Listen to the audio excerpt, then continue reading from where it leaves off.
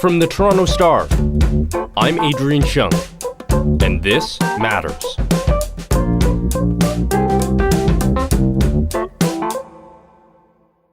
Toronto and Peel region are in lockdown mode. Most non-essential businesses are closed. Indoor gatherings with anyone outside of your household is not allowed.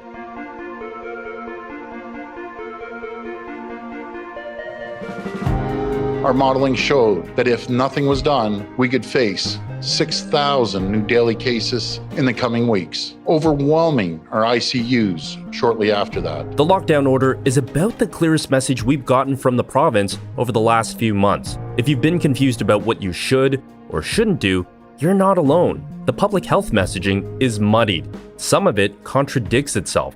The Toronto Star has broken multiple stories about how the Ontario government has ignored the advice of its own public health officials on COVID restrictions. But it's not just happening in Ontario. Confusing COVID rules are everywhere. Today on the podcast, Roxanne Khamsi, science journalist and contributor to Wired magazine. We're talking about how the lack of transparency on what the rules are and how governments decide on them hurts everyone. Roxanne, thanks for joining us to talk. Thank you so much for having me. I'm really happy to be here. We are fully in the second wave. That's true here in Canada. I believe the 7-day average in late November has been more than 4,500 new cases a day. It's true in the US and in most of Europe. Now, granted, we know more about COVID as a disease now than we did in the early days, but how do you see the public health messaging being different this time around compared to the first wave? So I think you're right. There's clearly a difference between how public health officials and even the public is talking about this pandemic now that we're in the second wave as opposed to the first one. It's kind of like when it first came about, there was a lot of emphasis on washing hands, not touching your face, a lot of fretting over washing groceries when you brought them home, the boxes, and leaving them somewhere. But I think the major shift that's happened is that people are much more conscientious about the airborne spread. And I think that they see and understand that this pathogen spreads in a way where you don't necessarily know somebody is symptomatic when they're spreading it. So it's kind of like we've respected the invisibility of how this pathogen spreads a lot more. We have a better understanding of how it spreads and what the perhaps more dangerous, risky activities can oftentimes be. Obviously, we've seen so much messaging about avoid being indoors with people that you don't know and that you should wear masks. Right. And I think at the same time, there's also been a massive fragmentation in the second wave in terms of how public health officials are talking about precautions and rules. So I'm here in Montreal, and even in Quebec, there's different messaging about where I am, which is a red zone versus orange zone. So here in the red zone, you're not supposed to have a visitor from outside your house unless you live alone and just one person at a time. But if you're in an orange zone, you could have 6 people over, like outdoors or something like that. So it's very fragmented now that we're in the second wave. People are seeing that their health officials are making rules based on local situations and local needs. So I think that's a really interesting element of this second wave. Even as we're seeing in the States and here in Canada, it's not a federal designated kind of policy. It comes down to local jurisdictions and provincial officials. It's not a uniform thing, but have we found the public health messaging, at least on some level, that is pretty widespread, that it being confusing? I do hear that often from people who are trying to make sense and genuinely trying to listen to what public health officials are saying. They're confused by what they should be doing. Well, I think at the very least, we are not confused that you should wear a mask if you're going to get groceries or stuff like that. So I think there are some basic things that we could all agree on now that we know. At the same time, what you're suggesting is so many people are scratching their heads. I've scratched my head and thought, what's going on? I think maybe you've done the same thing. A lot of people who are interested in, right? It's like, why this rule and not that rule? How did they come up with that? That's been my role, I think, as a science journalist in this pandemic, is asking, how did you come up with that rule? So I think that some examples include our very own Theresa Tam, the Chief Public Health Officer of Canada, in September saying that you should wear masks during sex. And I think that left a lot of people scratching their heads saying, is that really going to protect me against COVID? She's been really open, to her credit, in this pandemic in terms of her evolution of thinking. But once in a while, something like that comes up and people are left befuddled. And there are other examples from outside of Canada, if you wanted to touch on those too, because, the examples abound. Yeah. What's been some of the most confusing or maybe contradictory stuff that you've either seen here or elsewhere in the world? So I recently, and I say recently, last December, I moved to Montreal from New York. And a lot of my friends back in New York are kind of up in arms because there was this weird rule where they decided to close bars after 10 p.m. And folks were joking on social media. Does that mean that coronavirus is like a vampire or like a gremlin? The state is ordering restaurants and bars to close at 10 p.m., gyms to close as well. And New York is limiting indoor gatherings to 10 people. Right? It spreads after 10 p.m. It spreads after 10, Yeah, it spreads after 10 p.m., but not before. People are wondering why 10 p.m., why not 9 p.m.? How do you come up with that? Is that really where we should be focusing our attention? Or should we just be closing the bars and keeping the schools open? I'm not sure if you saw, but New York just had to shut its school system down. So that left a lot of my friends in New York scratching their heads. Folks in Spain have reached out to me on social media when I asked for examples of this, and they said, look, they closed our parks, but they kept the restaurants open. And how is that even making sense in this pandemic where we know it's airborne? How come we're not prioritizing parks over restaurants given the data? There is one more example that I found to be one of the most bananas, I would say, if you want.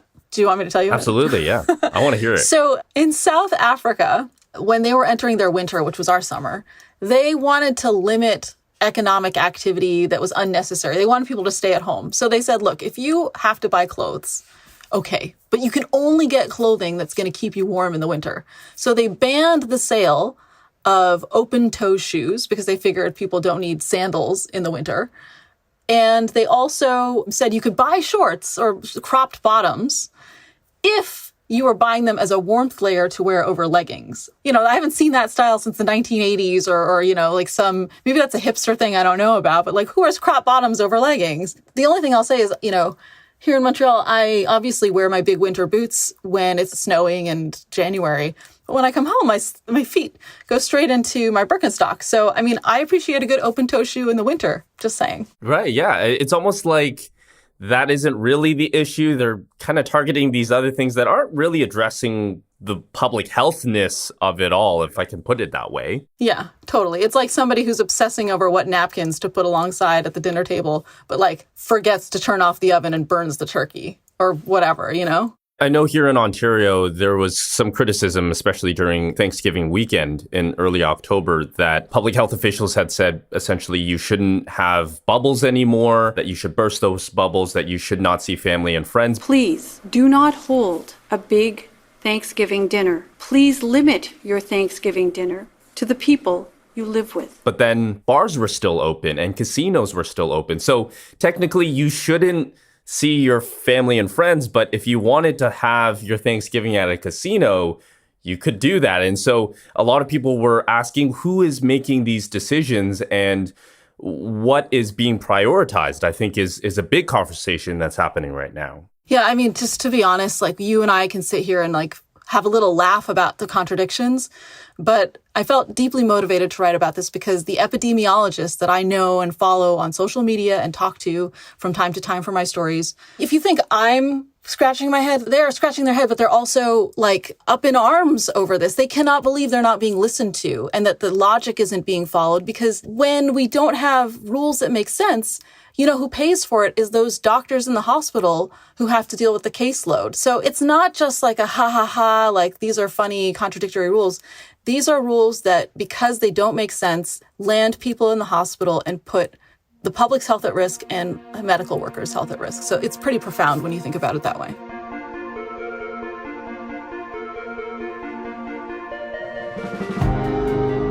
We'll be right back.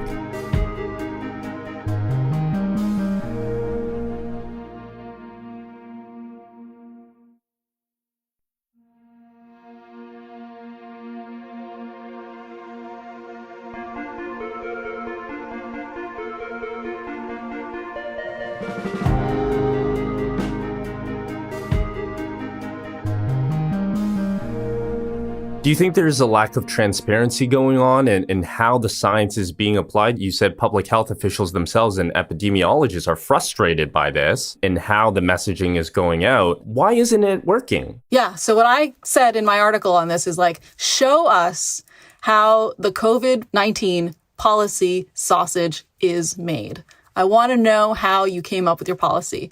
And two things kind of bookended this for me. The first was in late February, early March, I was reaching out to the WHO, the World Health Organization, and I was asking them, look, guys, how do you know that this pathogen isn't airborne? The closest coronavirus relatives to this pathogen looked pretty airborne when we saw them. The original SARS virus, Middle East respiratory syndrome, these things looked airborne. So what is a study that makes you feel confident it's the other way?